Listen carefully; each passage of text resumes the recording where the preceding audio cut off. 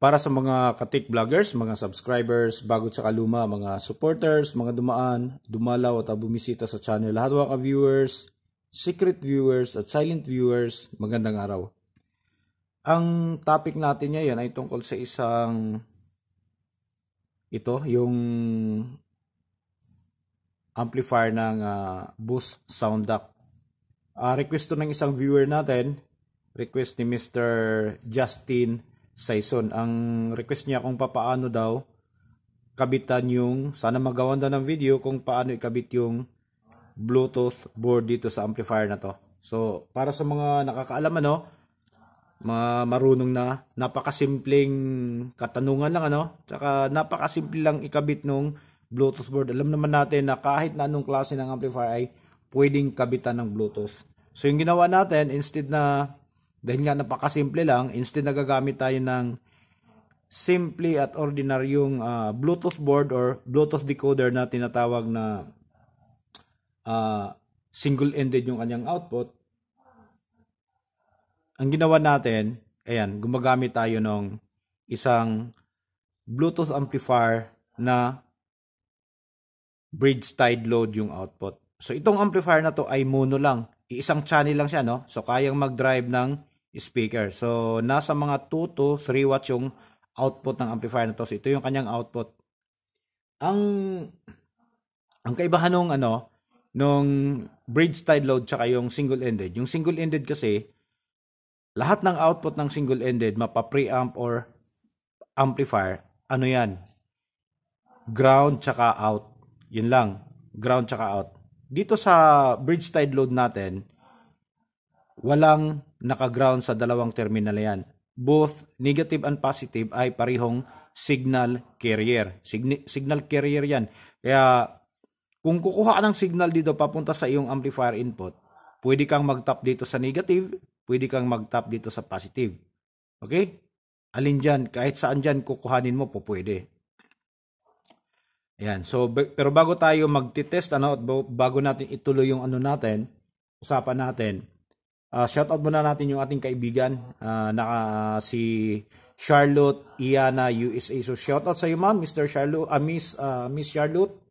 Miss Charlotte Iana USA. So, ito na, ulitin ko lang Mr. Justin, dito sa input niya. Ayan. Kapag nagbilang tayo dito tayo nagumpisa, 1, 2, 3, 4. Magtatap tayo dito lang yung sa capacitor 1, tsaka capacitor 3. Ayan, yung kulay blue, tsaka yung kulay pula, dyan lang tayo magtatap. Huwag na natin isali yung dalawa. Kasi pag nagtatap tayo dito, iiba yung tunog. Ito kasi yung input ng effects na galing sa processor board ng Boost. Ayan. So, parang dito yung i-feed yung lahat ng effects, surround, 3D sound, o kung ano-ano pa.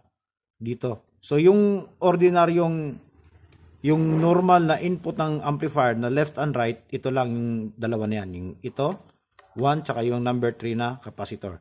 So, dito, dahil nga pwede na mag-drive ng speaker to, nasa mga 2 to 3 watts, kaya yung ginuha natin na signal dito papunta sa ating amplifier, naglagay tayo ng 4.7K na resistor. Dahil kapag hindi natin nilagyan yan, magkakaroon siya ng kunting distortion sa sound. Hindi na ganun kaganda yung tunog niya. Kaya nilagyan natin ng resistor para naman maiwasan natin yung signal overload na galing sa amplifier papunta dito. Okay? Pero kung yung amplifier na gagamitin mo ay medyo may kataasan na rin, pagpalagay natin nasa 5 watts pataas, kailangan mo nang gumamit ng impedance converter para malimitahan mo yung napakataas na current na papasok dito sa input mo. At saka yung mismong yung ingay, yung interference na papasok. Okay? Kasi kakaiba yung impedance converter kaysa ordinaryong resistor lang yung kakabit natin. Yung sa impedance converter, meron kasing transformer yon na nakakasa sa loob. So, yun yung mag-change ng impedance tapos mag-filter ng signal. So, dito, dahil nga mababa lang yung wattage natin, pwedeng resistor lang. Okay? Ayan siya. Pero kapag mataas kasi, tapos resistor lang yung ilalagay mo, hindi niya mai-eliminate yung ingay ng galing dito sa taas ng output niya. Yung ingay tapos yung ito yung resistor na to, kapag medyo mataas na yung output, ay magbabagaw, tsaka pwedeng sunugin. Okay? So, ito na ngayon, titest natin. Wag mo nang anuhin yung Mr.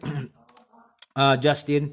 Baka magtataka ka, stereo yung natin, stereo yung input natin, pero isa lang yung kinasa natin. Kasi, isa lang ding speaker yung ginagamit natin. Ito yung speaker natin, kung yung kabilang amplifier ay bakante, ito naman yung supply natin. So dito kaya isa lang yung ginagamit natin dito. Tapos dito naman sa kabila, ayan, wala ka nang yung kinuha natin dito, ayan yung out lang ng isang terminal ng speaker. Ayan yung amplifier, output ng amplifier. Tapos yung ground dito, kinabit din natin dito papunta sa ground ng amplifier ng bus. Itong mga terminal na ito yung supply natin. Yung kulay orange saka yung kulay gray. So ngayon i-test natin para marinig mo mismo.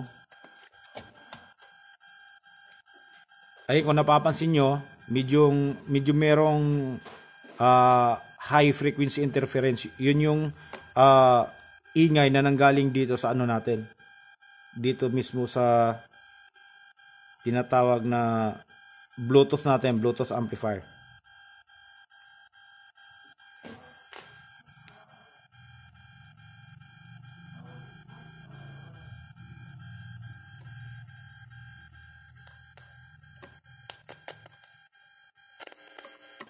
Okay?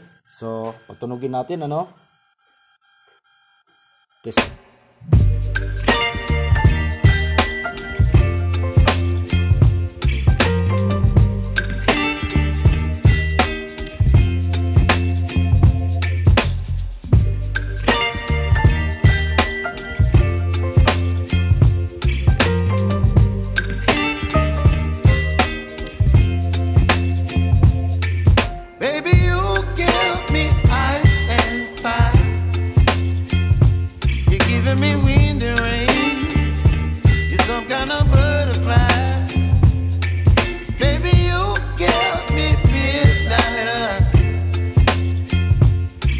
My appetite, don't leave me here high and dry.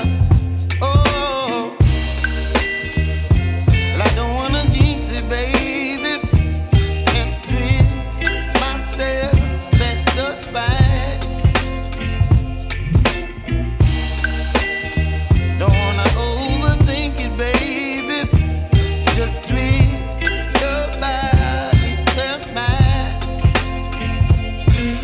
Baby, you give me ice and fire. You're giving me wind and rain. You're some kind of butterfly. Baby, you give me midnight. You whip up my appetite. Don't leave me here high and dry. Oh, but I don't wanna jinx it, baby.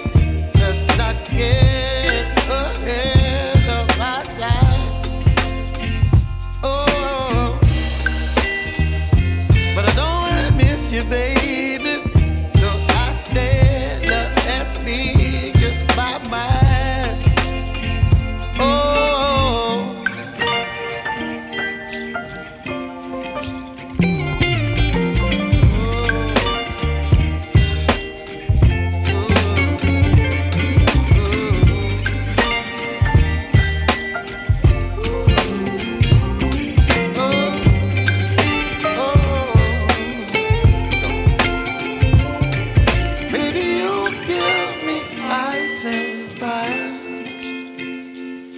So, para kay Mr. Justin, Mr. Justin Saison, kung meron ka mang medyo hindi naunawaan or hindi naintindihan o kaya medyo may kalituhan kunti, so mag-comments down below na lang at sasagutin na lang natin doon. So, maraming salamat.